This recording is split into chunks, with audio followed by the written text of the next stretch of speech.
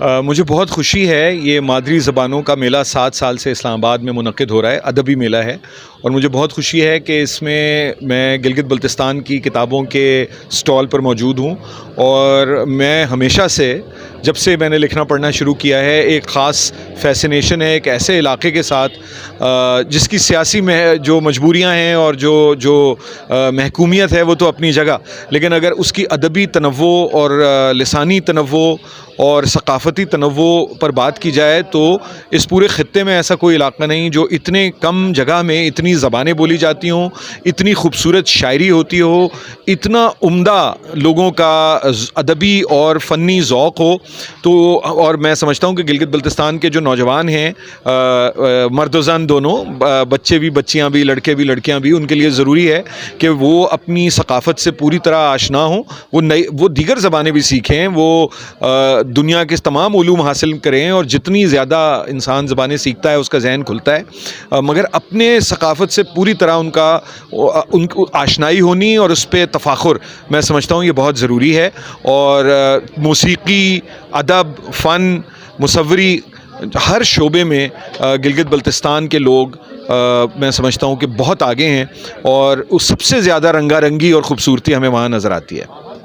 اور ایک مجھے یاد نہیں رہتے اب کیونکہ میں طویل نظمیں لکھتا ہوں، لیکن ایک غزل کے چند شعر میں سناتا ہوں جو میری اس وقت یادداشت میں آ رہے ہیں، ہو سکتا ہے پوری غزل نہ سنا پاؤں لیکن جتنے شعر یاد ہیں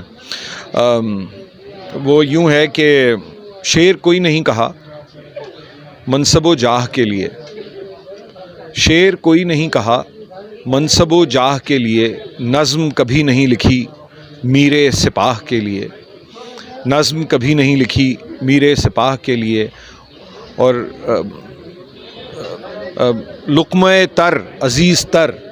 لقمہ تر عزیز تر تھا بھی نہیں بھی تھا کہ در کھل کر بھی بند ہی رہا سنجر و شاہ کے لیے۔ اور حسن کے سارے زاویے پیش نظر رہے مگر،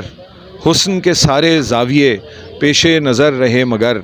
دل کو لہو کیا تو بس چشمے سیاہ کے لیے، دل کو لہو کیا تو بس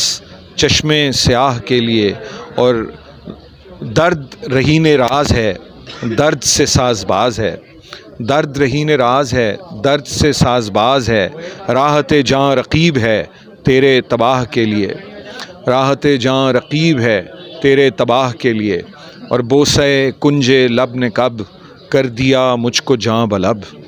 بوسے کنج لب نے کب کر دیا مجھ کو جاں بلب، آرزوئے حیات اب ایک گناہ کے لیے، آرزوئے حیات اب